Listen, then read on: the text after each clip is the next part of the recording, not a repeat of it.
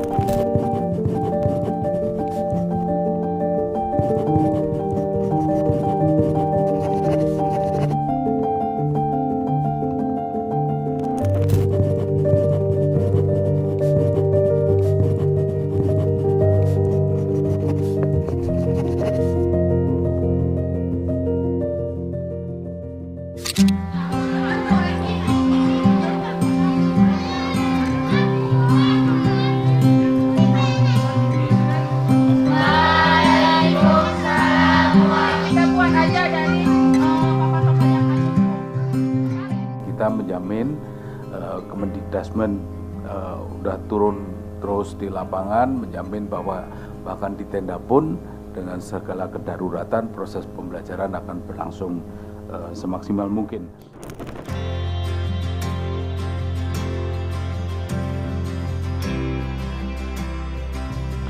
Ini karena ini ya banjir.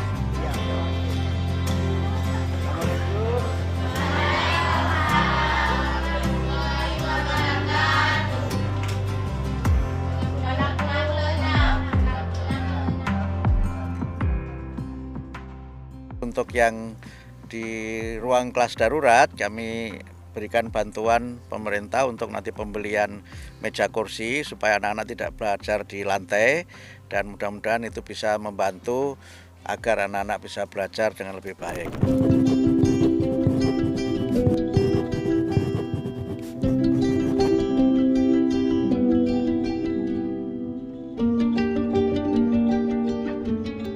Itu akan diperbaiki secara bertahap dengan skala prioritas. Tapi yang utama adalah pendidikan harus berjalan dulu. Maka yang di tempat yang ringan sedang diperbaiki, mereka kemudian berlangsung kegiatan sekolah.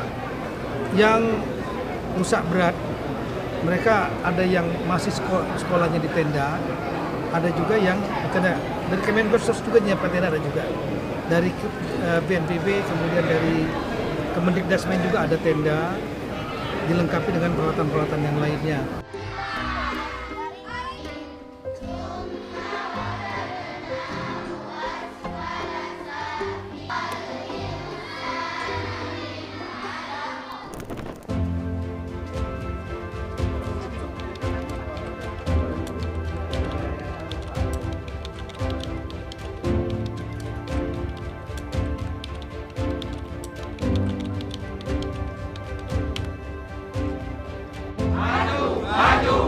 Indonesia jaya, jaya, jaya.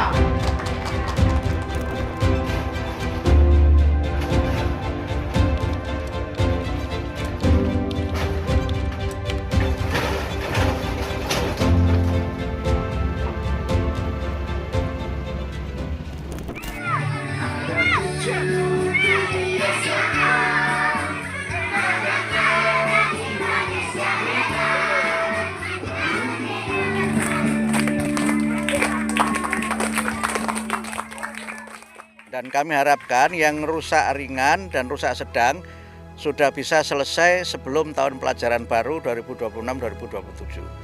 Kalau yang harus relokasi di tempat yang baru, memang karena harus membangun baru dalam jumlah kelas yang besar, biasanya mungkin ya bisa lebih dari setengah tahun lah. Tapi mudah-mudahan pada tahun ini semuanya sudah bisa diselesaikan karena dananya sudah ada. Keseluruhan 3 provinsi keseluruhan 2,4 triliun. Jadi proses terbentuknya benua, pulau dan lain sebagainya, ataupun sama juga seperti kalian lihat nih, habis banjir bandang kemarin, ya kan?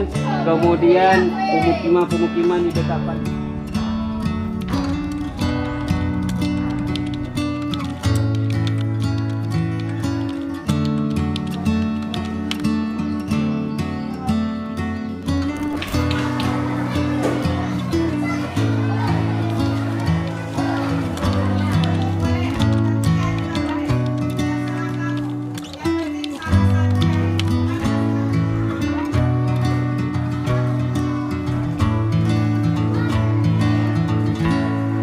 Gedung SD Garoga sekarang sama ratanya dengan tanah, Bu.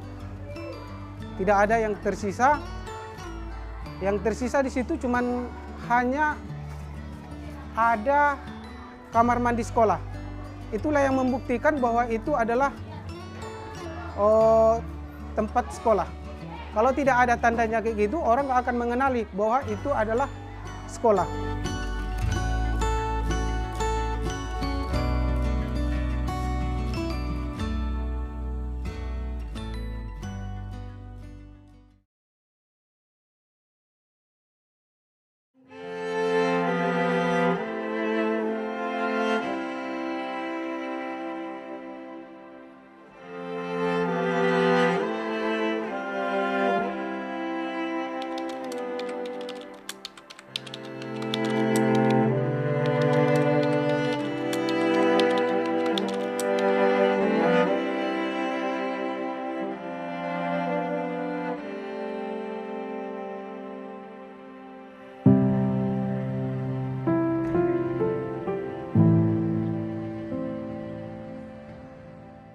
Batang Toru adalah memang kecamatan paling parah.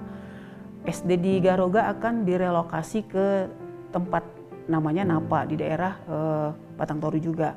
Terus Huta Godang juga akan direlokasi. Lobu Uhom direlokasi dan satu lagi di Angkola Selatan SD Tandihat itu relokasi juga di perkebunan Simarpinggan. Untuk mengantisipasi sekian banyaknya sekolah murid pada saat pasca bencana ini kita tidak mau proses belajar mengajar terganggu. Jadi saya dan beberapa bidang SD dan bidang SMP dan bidang PAUD kita merumuskan agar anak-anak tidak terlantar, tetap bisa belajar dan proses belajar mengajar bisa terjadi di satuan pendidikannya. Jadi kita lakukan yang pertama melakukan SIP, bentuk SIP.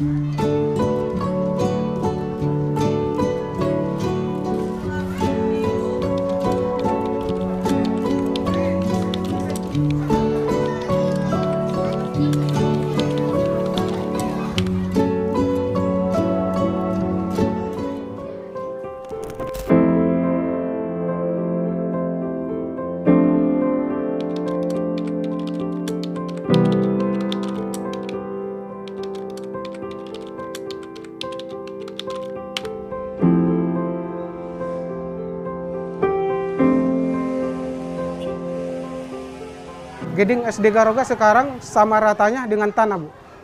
Yang tersisa di situ cuman hanya ada kamar mandi sekolah. Itulah yang membuktikan bahwa itu adalah tempat sekolah. Kalau tidak ada tandanya kayak gitu, orang nggak akan mengenali bahwa itu adalah sekolah.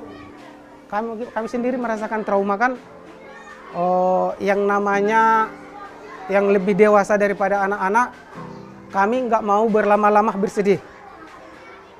Cukuplah hanya mengingat ataupun mengenang kejadian itu di dalam hati kami masing-masing.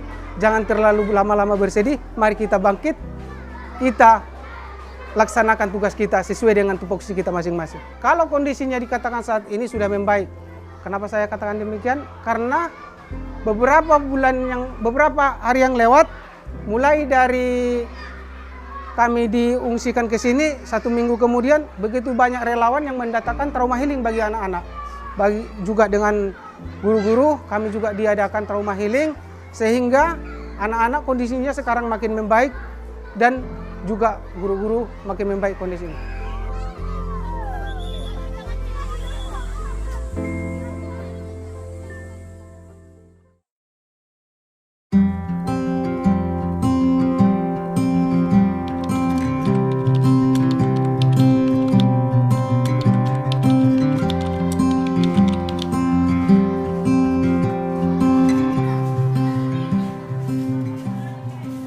Halo, perkenalkan nama saya Naufal Akbar Silalai. Saya berumur 11 tahun dan saya berkelas 6. Yang saya ingat ketika banjir itu banyak orang hanyut dan air besar dan kayu-kayu.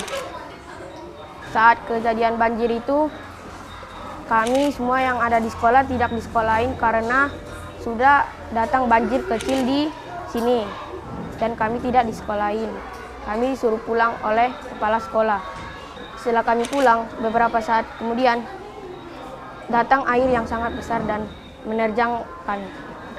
Yang saya pikirkan, saya sedih dan saya tidak bisa belajar lagi di sini karena saat banjir itu saya pikir sekolah sudah tidak ada lagi.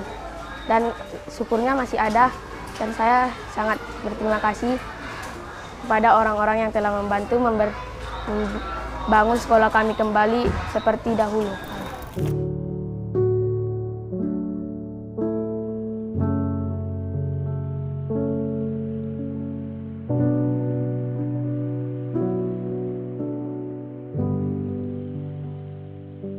Saya melihatnya sangat-sangat sedih. Belum pernah kejadian seperti ini di kampung kami. Tiba-tiba terjadi seperti ini, melihat sekolah, apakah kami bisa sekolah lagi atau enggak kemarin. Karena ini sama sekali tidak bisa dilihat, karena sudah kayu gelondongannya sangat-sangat besar. Dan kemarin sewaktu kebersihan ada juga dapat mayat di sini. Kami benar-benar sudah putus asa lah kemarin. Bagaimana dengan sekolah kami ini? Apakah bisa kami gunakan lagi? Seperti itulah. Sangat prihatin lah melihat kondisi ini. Semua hanyut, kursi, meja, semua tidak bisa lagi kami gunakan kemarin. Kondisi sekarang alhamdulillah sudah mulai baik ya. Dari kemarin kejadian, sekolah kami ini jebol, banyak lumpur dan kayu besar yang menimpa kemari. Dan alhamdulillah kemarin Bapak TNI yang membersihkan ini semua, jadi kami bisa kembali ke sini.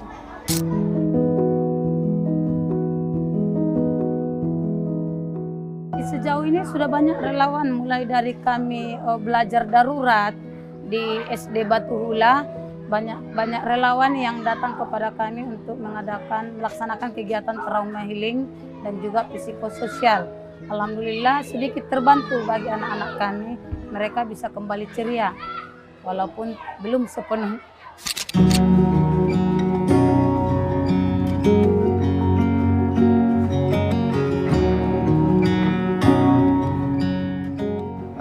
Kurikulum ini nanti akan kita lihat tentu saja mungkin sudah bisa menyesuaikan dengan yang standar saja misalnya. Nanti akan kita lihat kapan itu akan kemudian kita lakukan.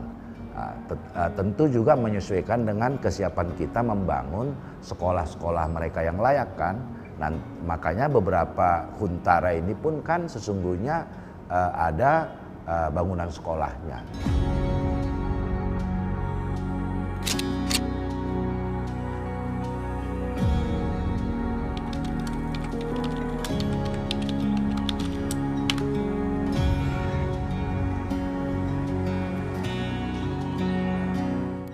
Pastinya kami dari pemerintah Kabupaten PD Jaya pasti akan memaksimalkan terhadap pendidikan-pendidikan yang ada supaya masa depan anak-anak dan pada masa depan generasi kita ini bisa bangkit lebih baik lagi ke depan supaya tidak ada yang ketinggalan dengan pendidikan yang ada. Jadi mungkin kami ingin meminta beasiswa kepada pemerintah untuk kami siswa-siswi yang kelas 12 yang terkena banjir. Supaya kami dapat terbantu untuk bisa ikut kuliah juga. Gitu.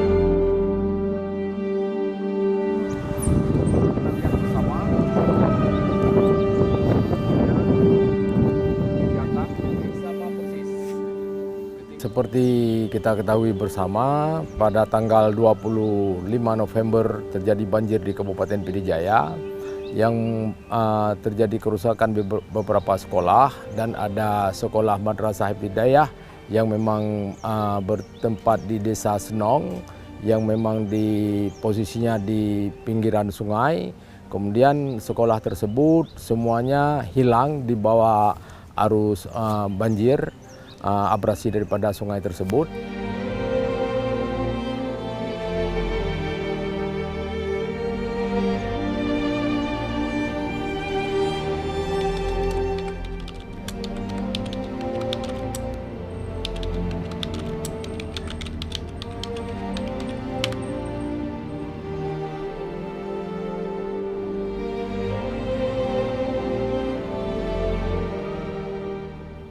Yang pertama, waktu minggu pertama memang itu belum bisa diakses karena airnya belum surut. Minggu kedua, sekolah-sekolah yang tidak terdampak memang belajar seperti biasa.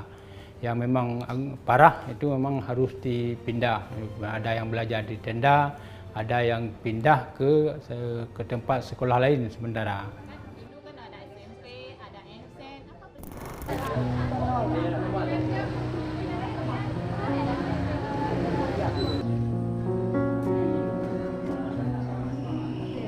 Yang tertimbun, sekolah tertimbun tanah semua, hampir atap, infrastruktur semua, nggak ada yang bisa kita pakai lagi. Kalau mungkin kita bilang selamat, tetapi semua sudah tertimbun tanah, nggak ada apa-apa lagi. Kita nggak mungkin dengan kondisi seperti ini kita berlarut. Kita larut dengan kondisi yang sekolah yang memang kita sudah tidak layak lagi kita pakai, tetapi kita tetap harus alur pembelajaran kita tetap harus kita jalankan.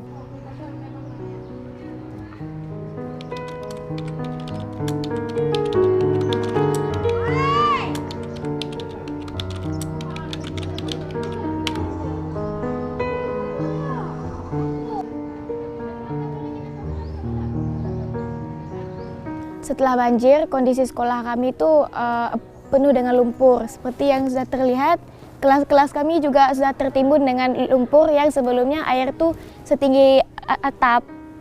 Jadi kami pun harus belajar di atas tanah dan beralas terpal gitu kan. Jadi sekarang kami udah dapat bantuan kayak tenda. Jadi nggak terlalu panas lagi, udah ada tenda.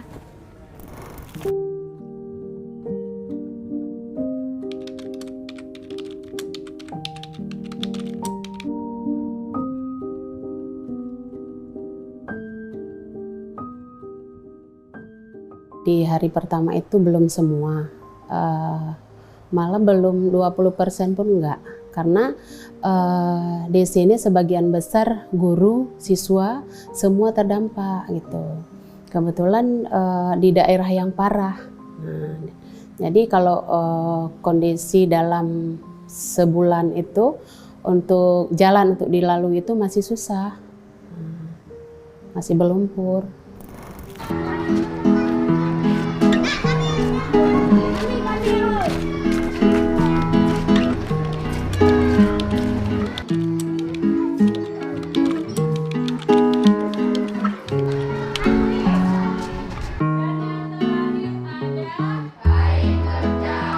Untuk proses belajar mengajar, kami ada beberapa guru yang memang yang tidak kena dampak, jadi bisa kita hubungi ke sekolah. Kami kemarin langsung ke pengungsi.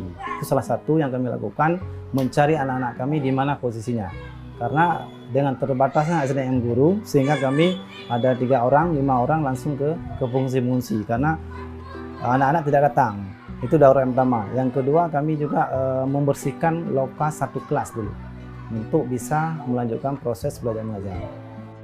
Kebetulan juga saya selaku juga tim psikososial dulu waktu Amerika Red Cross, saya menghandle, ada beberapa guru yang menghandle untuk memberikan trauma healing kepada anak, yaitu bermain, kemudian menciptakan kejadiannya, kemudian ada permainan-permainan yang sehingga anak-anak bisa menyenangkan untuk belajar.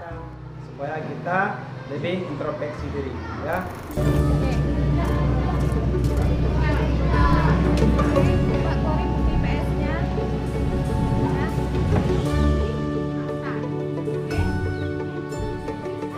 Dari pemerintah daerah, mungkin ini salah satunya gerak cepat ya.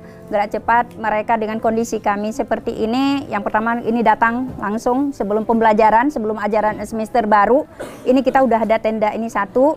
Kemudian minggu berikutnya kita itu lagi dibuat lokal kelas sementara. Itu bantuan dari pemerintah daerah, dari Pemkab.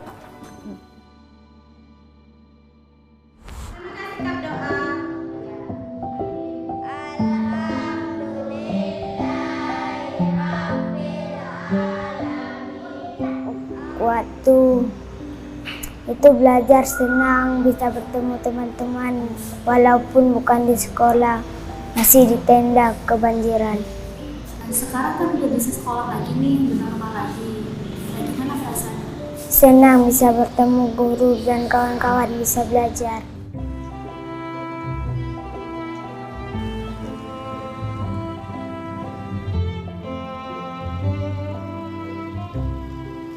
Pastinya kami dari pemerintah Kabupaten PD Jaya pasti akan memaksimalkan terhadap pendidikan-pendidikan yang ada supaya masa depan anak-anak dan pada masa depan generasi kita ini bisa bangkit lebih baik lagi ke depan supaya tidak ada yang ketinggalan dengan pendidikan yang ada.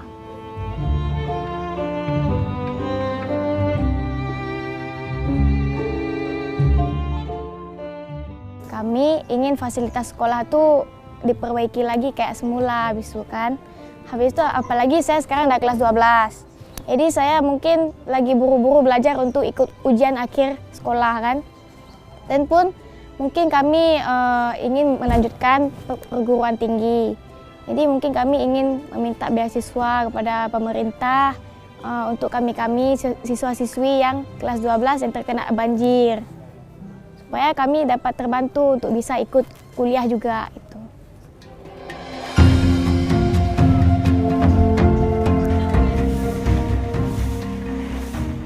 Kita juga nggak mungkin berlarut-larut dengan kondisi, kita bersedih-sedih dengan kondisi seperti ini, tapi kita tetap harus melawan seperti kita dalam air. Kita anggap aja kita masih dalam air, kita nggak mungkin kelulup, kita nggak mungkin membiarkan diri kita kelulup dalam air, tapi kita harus melawan, kita harus menerjang arus tersebut. Ya dengan semangat, kami di sini punya moto setelah banjir, walaupun sekolah penuh lumpur, semangat tidak boleh kendur, walaupun sekolah berbalut tanah, semangat tidak boleh punah.